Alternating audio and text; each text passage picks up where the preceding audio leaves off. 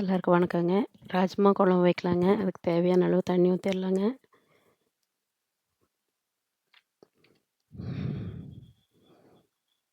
இதில் வந்து கட் பண்ண உருளைக்கிழங்குங்க, ஊற வச்ச ராஜ்மா ரெண்டையும் போட்டுடலாங்க. இந்த ராஜ்மா குழம்பு ஒரு நாள் இப்படி வச்சு பாருங்கள், ரொம்ப டேஸ்ட்டாக இருக்குங்க. மட்டன் குழம்பு சாப்பிட்ற மாதிரி நல்லா டேஸ்ட்டாக இருக்குது.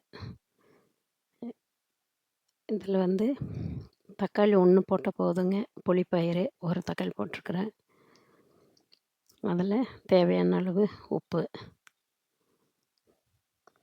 வீட்டில் ஆட்டி வச்ச மிளகாய்த்தூளுங்க. அதை வந்து நம்ம காரத்துக்கு தகுந்த மாதிரி போட்டுக்கலாம். நல்லா கலந்து விட்டுட்டு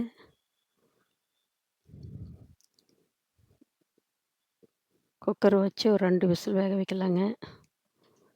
கொஞ்சம் ஆட்டுறதுக்கு கொஞ்சம் சின்ன வெங்காயம், இஞ்சி, பூண்டு, பட்டை, கிராம்பு, சோம்பு, சீரகம் இதை வந்து 1க்கு 2ஆக தட்டி வச்சிடலாங்க. 2 விசில் வந்து எடுத்துட்டோங்க. ஓப்பன் பண்ணலாம். இதில் வந்து அங்கே இருக்கிற உருளைக்கிழங்கு வந்து வெளியில் எடுத்துடலாங்க. எடுத்து நசுக்கி போட்டுடலாம்.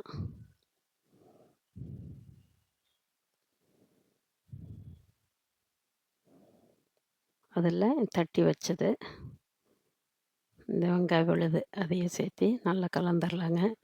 இந்த உருளைக்கிழங்கு தோல் எடுத்துட்டு நல்லா மசித்து அதையே இந்த குழம்பு கூட சேர்த்துடலாங்க. நல்லா கலந்து விட்டுறலாம்.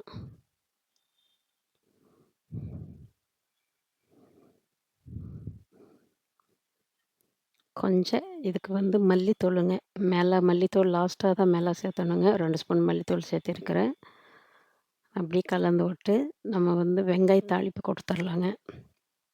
தாளிப்பு கொடுத்துட்டு இந்த வெங்காய தாளிப்பு கொடுக்கும்போது கொஞ்சம் கத்திரிக்காய், இந்த இனிப்பூசணி அதையுமே தாளித்து போடுங்க. இன்னும் நல்லா டேஸ்ட்டாக இருக்குது. சூப்பரான அவரை குழம்புங்க. நல்லா டேஸ்ட்டாக இருக்குங்க. மணத்துக்கு அதுக்கு நல்லா இருக்குது. நல்ல ப்ரோட்டீனுங்க. நீங்கள் ஒரு நாள் செஞ்சு பாருங்கள்.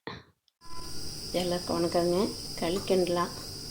இதில் வந்து இந்த டம்ளர் எந்த டம்ளர் ஆனாலும் பரவாயில்ல, ஒரு 5 டம்ளர் தண்ணி ஊற்றிருக்கேங்க. அதில் வந்து கொஞ்சம் உப்பு போட்டுடலாம். தண்ணி கொதிக்கட்டு. தண்ணி கொதிக்குது. 1 டம்ளர் ரவை, எந்த ரவை வேணும் சேர்த்துங்க. கோதுமை ரவை சேர்த்துலாம். நான் இப்போ இந்த சாம்பார் ரவை சேர்த்துக்கிறேன். 1 டம்ளர் ராகி மாவு. இந்த குக்கர் மூடி போட்டு ஒரு 10 நிமிஷம் சிம்மில் இப்படியே வேகட்டு.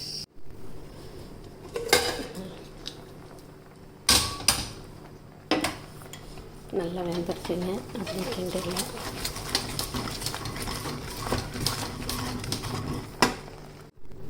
அவ்வளோதாங்க, சரியாக வந்துடுச்சு. இதை வந்து தட்டில் அப்படி போட்டு உருண்டை பிடிச்சிடலாம்.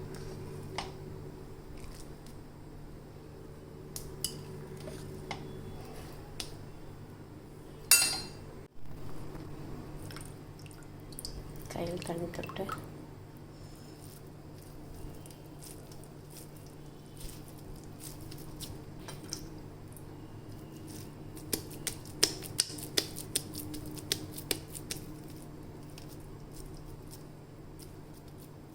பாருங்கள். நல்லா சாஃப்டான நல்ல களி.